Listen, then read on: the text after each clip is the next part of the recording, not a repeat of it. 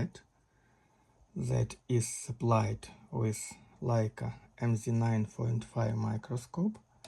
I'm finished making now. So let's talk a bit about the structure and internal things of this Leica. So first of all, if you look at the bottom part, you don't see lens, we see plain glass here with very cool coating. And if you look at photo port, it is always turned on photo port. So technically this Leica does not have a switchable path, optical path. It all time has half of brightness moved to the photo port and another half to eyepieces.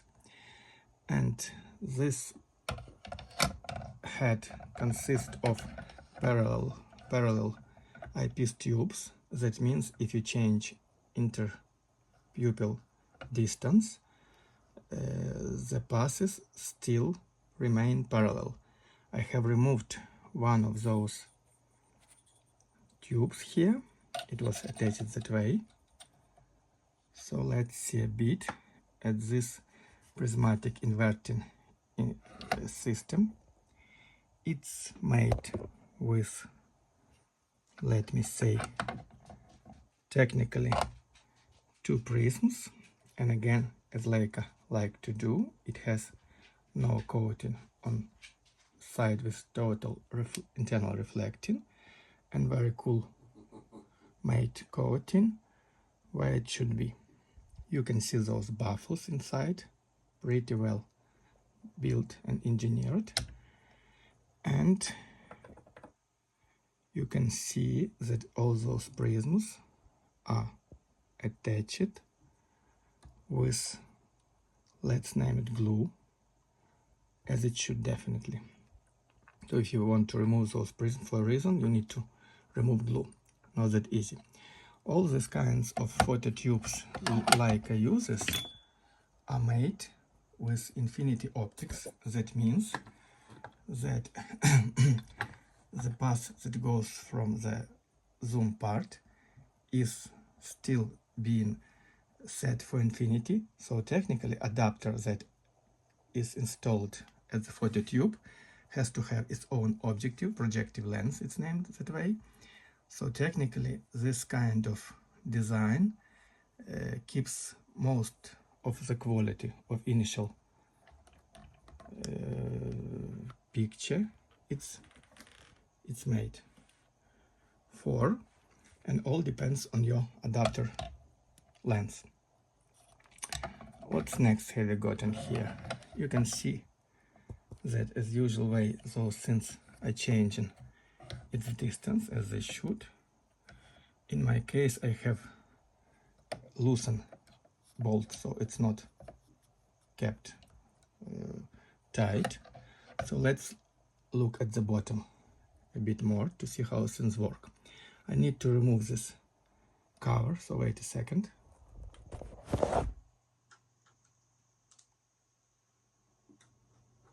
See that bottom part of this Leica Trinocular head looks a bit different compared to Nikon or Olympus heads I've used to maintenance.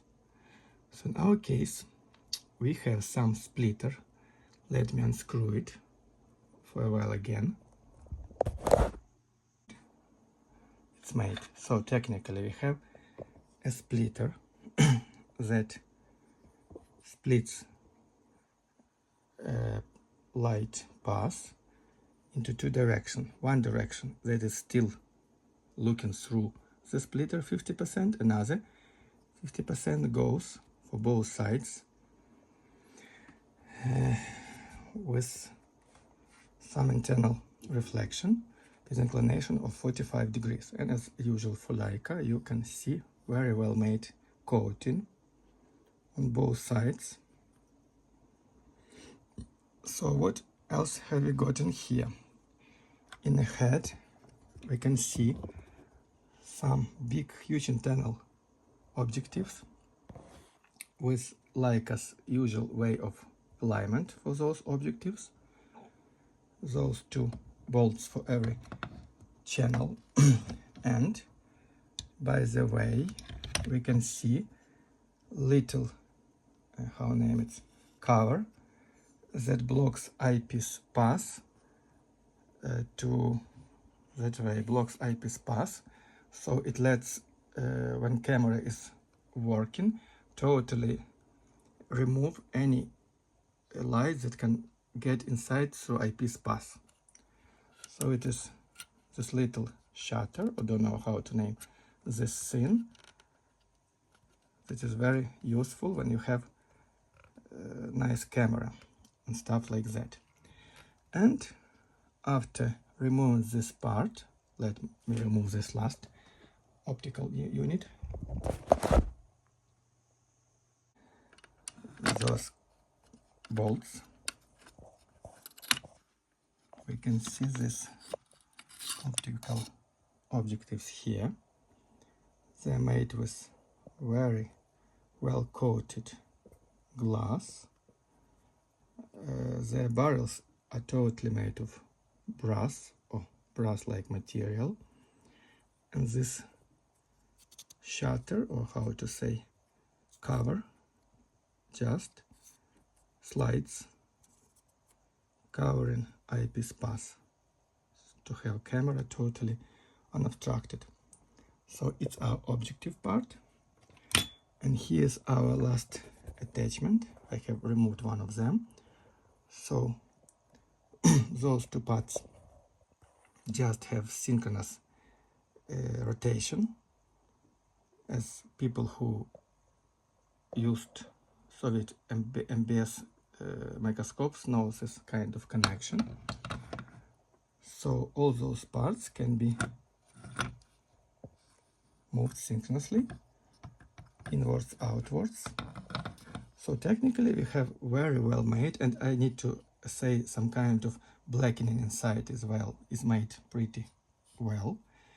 The case itself has a 4mm thickness, so shell is pretty strong and firm. So this Leica Trinocular head is technically very different from those nice head from Nikon and Olympus already done, and I would say it is the best mechanically and optically made schematic I've ever seen. But it has some drawbacks, like we have to have very special adapter, but as for me it's not that much drawbacks. The only thing I would say not that nice for everybody is that all the time you have only 50% for eyepieces, so another 50% is all the time retracted, diverted to the third for photo adapter. So it's the only drawback I can name, but I wouldn't say it's that much drawback nowadays. So thank you guys. When I finish maintenance, I will make a photo and video through this Leica. So far you just seen how things are made here. So thank you for watching. Bye.